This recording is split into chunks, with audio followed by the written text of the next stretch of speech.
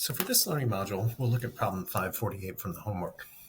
It's kind of the last example that we'll do on rigid body analysis, equilibrium, and 2D. So we have a beam which is subjected to two forces, a 26 kilonewton force with known direction and an unknown magnitude force with known direction. And those two forces are counterbalanced or keep the beam in equilibrium by the support at A, which is a pin support, along with the cable, which is attached at B.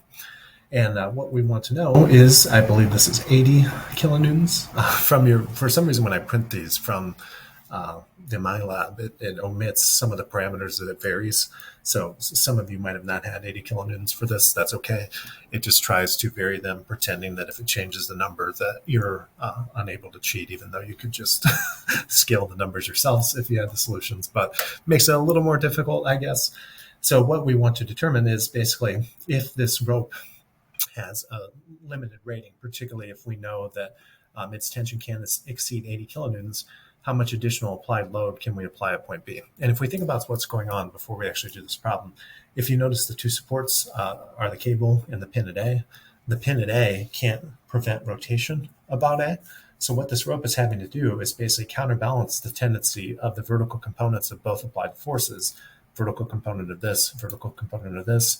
Both of those are going to want to rotate the beam in the counterclockwise direction. So the vertical component of your tension in the cable counterbalances that and kind of tilts it back with a counterclockwise rotation.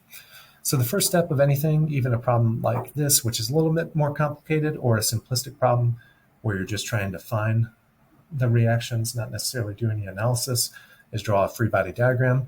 Remember that for a pin type connection, since that pin can oppose both vertical and horizontal translational motion, its unknown reaction has two components, namely the unknown horizontal and vertical component, 2 meters away, and that will become important for determining the perpendicular distance of the y component of this force from pin A. We have a 26 kilonewton force applied, and we can call that whatever we want. You'll see that this is kind of one of these problems you can do without a lot of formal analysis. So we'll take advantage of that a little bit later on. And then an additional 4 meters away, we have the vertical applied force with unknown magnitude applied at point B, along with the rope, since it is in tension, tending to pull that beam up and counterbalance both the vertical components of the load along with the tendency to rotate about A. So I'll just call this T. So what we want, if you think about it, is a way to relate F and T. That's what we're basically trying to find, is for a maximum value of T, how big can you make F?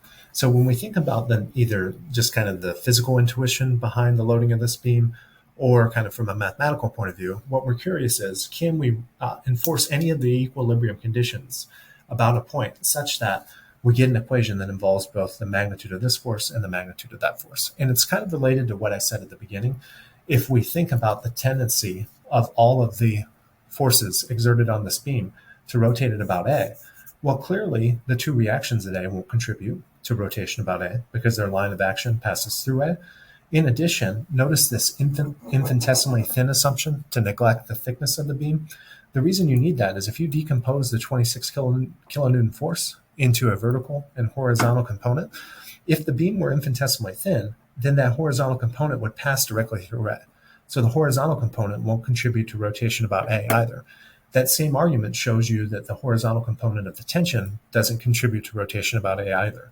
So what you see is that if you enforce equilibrium at point A by demanding that the moment of all forces computed about that point is 0, that will allow you to get an expression involving F and T. So let's see how we can do that. Well, kind of using that same logic that I spoke about beforehand, out of this 26 kilonewton force, only the y component will tend to rotate about point A. So let's actually just write the decomposition here to make the math a little bit easier. Notice that both the y and x component are negative. And in order to determine the x component, it is opposite of this angle. So using the similar triangle, it would be opposite over hypotenuse, which is 5/12. So it's going to be minus, write that in there, minus 5 over 13, I should say, times 26. That's for the x component. And for the y component, it's adjacent to this angle, so it will be scaled by adjacent over hypotenuse, or 12 over 13. Notice that it's also in the downward direction, so that's going to be minus 12 over 13 times 26. Cancel a common factor of 13 into both of those, and you'll find that this 26 kilonewton force can be decomposed into an x component of minus 10 and a y component of minus 24. But we're going to be kind of ignoring the algebraic approach of embedding the negatives into describing the decomposition of this force. I won't say any more. You'll see what I mean by that in a minute.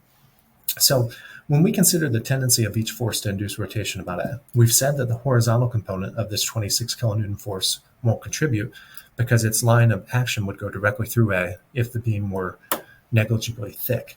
So all that I need is its y component, and we'll notice that the y component is the perpendicular distance from that kind of scalar theory of moments that we spoke about in chapter 4. That perpendicular distance is 2 meters. So when I actually write the moment about A associated with the y component of that force, I can get its sign by simply putting my finger at A and seeing how a y component would rotate the body. And if you notice, it rotates in the clockwise direction. So kind of getting back to what I was saying about how I'm going to ignore this negative, I'm just going to write the rotation associated with the y component of the 26 kilonewton force like this. Minus 2 times, and notice the magnitude of the y component is 24. So where's that coming from? The minus comes from the fact that according to our sign convention, it's negative because it's a clockwise rotation. Perpendicular distance is 2. Magnitude of the downward force is 24. So by that same logic, I will write that the rotation associated with the unknown force F about A is just going to be minus perpendicular distance is 6. Unknown magnitude of the force is just F. In a similar fashion, the y component of the tension is going to rotate in the positive direction. Its perpendicular distance, since it's applied at the same point, is also 6. But I need to decompose this for a given unknown tension value into x and y components. And notice, according to this similar triangle, that the x component will be related to the adjacent side lengths, or 4/5 of the tension, and it's in the positive direction. And so is the y component. It's 3/5 of whatever the tension is. So the quantity that goes here is 3/5 times t. So that all has to equal 0. So what we see is that the tendency of the two applied forces to rotate in the clockwise direction are counterbalanced by the tendency of the y component of the tension to rotate back in the counterclockwise direction. So let's just do some math here. Minus 48 minus 6f, and then this will be plus, what would that be, 18 over 5? T equals 0. So when you look at this equation that we have, what we're curious about is if the maximum value of the tension is 80, what is the force? And hopefully if you rearrange this a little bit, you would see, let me actually just show you this. If you isolate and get the t on one side of the equation and get the term involving f on the other side of the equation, basically as f goes up, t will have to go up as well. So if you know the maximum tension value, if you plug that in, that will also give you the maximum applied force value that you can have. So you can work this with a little bit of kind of inequality-based rigorous mathematical analysis, but it's easier just to use your intuition and say, I'm going to plug in the maximum value of t, because I know that in general, as f goes up, t goes up. We talked about physically why that is at the beginning. So for the maximum value of t, if I solve for f, that is the maximum value of f that I can apply. So I'm actually going to take and just kind of cross that out for the minute, because you see what we need to actually solve for is the value of f. So I can algebraically manipulate this, and I can write it as 18/5 times t minus 48 divided by 6 is what's going to give me f. So if t is 80 kilonewtons, that would be 18/5 times 80 minus 48 divided by 6, and just do the math here. 5 cancels into 80. What is that? 16 times? So let me get some calculator out here. That will be 16 times 18, 288, minus 48 divided by 6. So minus 48 divided by 6, and that turned out to be 40 kilonewtons. So that is the maximum force that I can apply at point B and not end up basically breaking this rope or exceeding its maximum tension value. So that was the first part of the question. The second part of the question. Good. Sorry, I had a bit of a panic moment there. I didn't see my screen being shared. I'm like, did I record this whole thing without having the doc cam on? And I didn't, so that's good. So the second part of the question was to find the magnitude of the reaction at A. So the way that we'll do that is by finding both the X and Y components, and then from there, we'll compute the magnitude. So let's sum all forces in the X direction, and we know if this is an equilibrium, that must be zero. So what are the forces in the X direction? Well, we have the X component of the reaction at A. It's in the positive X direction. We'll have the X component of the applied 26 kilonewton force. That's in the negative direction, so it will be minus 10. Remember, we did the decomposition up here. And the applied force F doesn't have any horizontal component, but the tension will. It will be 4/5, so whatever the rated tension value is. And we just solved for that value to be, remember this is your F here. So your T under the maximum loading condition, I should say, this F corresponds to a T value of 80 kilonewtons. And what the book said is, what is the magnitude of the reaction at A for this loading? So that's the case when T is at its maximum value. So what we can find is that AX must be 10 plus 4/5 times 80. So cancel that in. That's going to be, 16 again.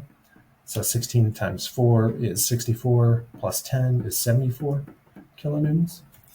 And then if I sum all forces in the Y direction and set that equal to 0, then what I would find is that the unknown reaction at Y plus, or remember that the 26 kilonewton, the Y component is actually negative, so it's going to be minus 24 kilonewtons there. Going on, don't forget you have the downward value of the applied force F, which we saw to be 40 kilonewtons. And what is helping to offset the Y components of those two applied forces, along with the reaction at A, that is the Y component of the tension, which is going to be 3/5. Remember that the tension decomposes into 3/5 times whatever the actual magnitude is, which would be 80. So what that means is that AY is going to basically be this plus this, which is 64. That's that vertical component of the applied force, less whatever amount the tension is already taken care of. So we can do that math real quick. And again, 5 cancels into 80 16 times. This is what I get for not using the calculator. I'm probably going to make a mistake, and someone will email me and say, hey, you can't do math. And I'll say, hey, it's Friday at 5. So I get a little bit of an excuse. Not much, though. You can still take points off if you're grading this. So what does that math turn out to be? 64 minus 48, which is going to be 16 kilonewtons. So what that means is that the reaction at A has a horizontal component of 74 and a vertical component of 16, and that's in units of kilonewtons. So its magnitude, which is what was asked for, I can just determine, as I always do, compute the magnitude of a vector by taking the square root of the sum of the squares of its components. And I'm going to go to MATLAB for this because I haven't entered a square root in a regular calculator in so long. I will just embarrass myself so you get a little bit of humor at the end of the day here. Unfortunately, I don't remember what 74 squared is. 16 squared is 256. But unfortunately, we didn't have to memorize the squares up to 74 in my high school geometry class. So in fact, MATLAB is taking forever to load because there we go. I was ripping on it, and there it goes. So square root of 74 squared plus 16 squared turns out to be 75.7 kilonewtons to 3 sig figs. So 75.7 kilonewtons. And you can kind of sketch this if you want. It's got this huge X component and a little bit of Y component. So you can also describe its angle if you really wanted. And you can say it's just going to be the inverse tangent of this side length divided by that side length, or 16 by 74, which is going to be